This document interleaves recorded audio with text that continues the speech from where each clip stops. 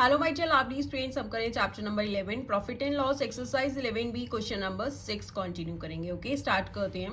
On selling a pen for ₹48 a shopkeeper loses 20%। ठीक है, अगर जो है 48 रुपीज का पेन सेल किया शॉपकीपर ने तो उससे क्या हुआ, 20% का लॉस हुआ है। In order to gain 20% what will be the selling price. कह रहा है अगर उसे जो है 20% का गेन चाहिए होता तो उसका सेलिंग प्राइस क्या होगा। अगर वो 48 का सेल कर रहा है तो उसे लॉस हो जाता है। अब अगर हमें गेन चाहिए तो सेलिंग प्राइस क्या होगा। ठीक है, तो देखो क्या दे रखा है, selling price of pen is equals to ₹48 है और इससे क्या हो रहा है, शॉपकीपर को लॉस हो रहा है कितने परसेंट का, 20% का।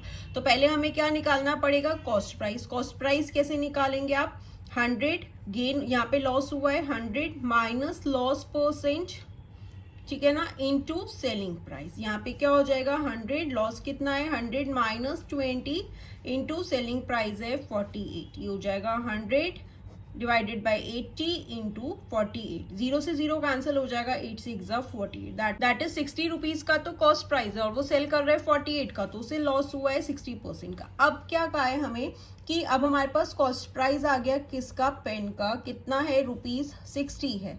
और अब हमें क्या चाहिए, गेन चाहिए, कितना परसेंट गेन चाहिए, 20% का। तो हम सेलिंग प्राइस निकाल लेंगे।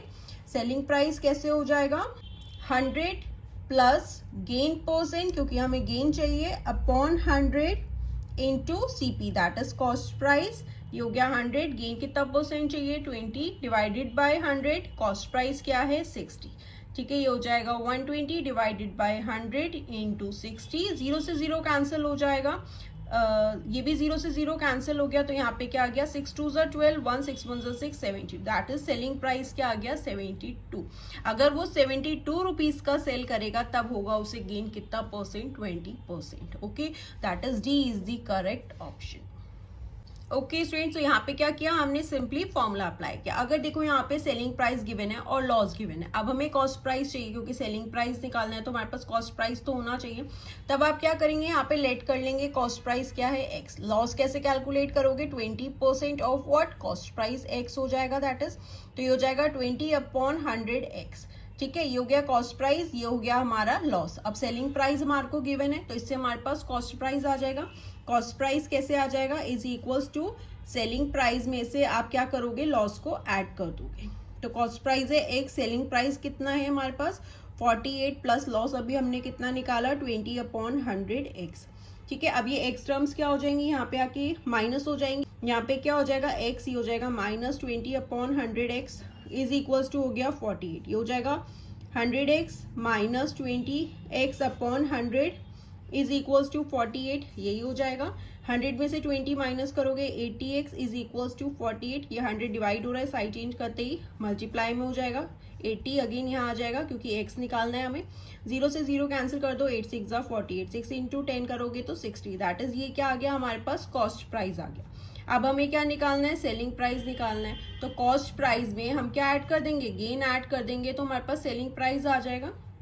लेकिन हमें गेन क्या दे रखा है, 20% दे रखा है, तो 20% ऑफ व्हाट, गेन और लॉस को किस पे कैलकुलेट करोगे, कॉस्ट प्राइस पे। अब 20/100 इंटू कॉस्ट प्राइस हम निकाल चुके हैं 60। 0 से 0 कैंसिल कर दो, 0 से 0 कैंसिल कर दो, दैट इज 12 रुपीज का क्या है, गेन है। कॉस्ट प्राइस हो गया 60, गेन हो गया 12 इज इक्वल्स टू ₹72 क्या है, सेलिंग प्राइस आ गया। ओके, आप करते हैं इसका क्वेश्चन नंबर 7। अगर आपको फिर भी कोई डाउट हो तो आप मुझसे कमेंट सेक्शन में पूछ सकते हैं।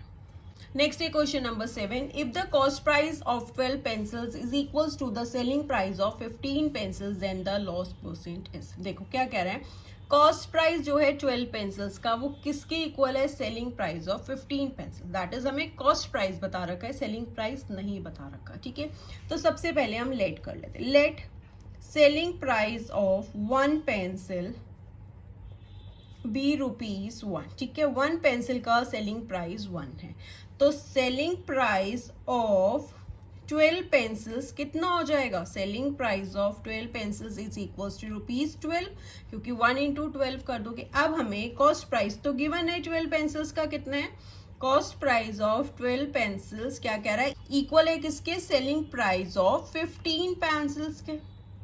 ओके तो सेलिंग प्राइस कितना हो गया 15 पेंसिल्स का, ₹15 हो जाएगा। That is cost price of 12 pencils कितना हो गया, ₹50। अब अगर कॉस्ट प्राइस और सेलिंग प्राइस में से यहाँ पे क्या ज्यादा है, कॉस्ट प्राइस ज्यादा है। जब कॉस्ट प्राइस ज्यादा होता है तब क्या होता है, then there is a loss, ठीक है ना, लॉस होता है। अब हम यहाँ पे लॉस निकाल लेंगे। लॉस कैसे आएगा, कॉस्ट प्राइस में से सेलिंग प्राइस माइनस कर देंगे। कॉस्ट प्राइस है 15, सेलिंग प्राइस है 12, तो ₹3 का क्या हो गया, लॉस हो गया। बट हमें यहाँ पे क्या बताना है, लॉस परसेंट बताना है। तो लॉस परसेंट का फॉर्मूला क्या होता है, loss upon cost price into 100%, ठीक है। तो यहाँ पे लॉस हुआ है 3 का, कॉस्ट प्राइस क्या है हमारा 15, ठीक है ना। 12 पेंसिल्स का कॉस्ट प्राइस, क्योंकि कंपैरिजन किसका हो रहा है, 12 पेंसिल्स का, तो 15 इंटू 100। अब जो कैंसिल हो रहा है उसे कैंसिल कर देते हैं। 3 1s are 3, 3 5s are 15, 5 1s are 5, 5 2s are 10, 0। That is 20% का क्या हुआ है, उसे लॉस हुआ। That is a is the correct option. Students, so this was question number 7. Now let's move to question number 8 and आप class 7 and class 8 maths new NCERT rationalized syllabus के भी सारे chapters के solutions channel की playlist में जाकर देख सकते हैं। And don't forget to like, share, comment and subscribe. Bye bye.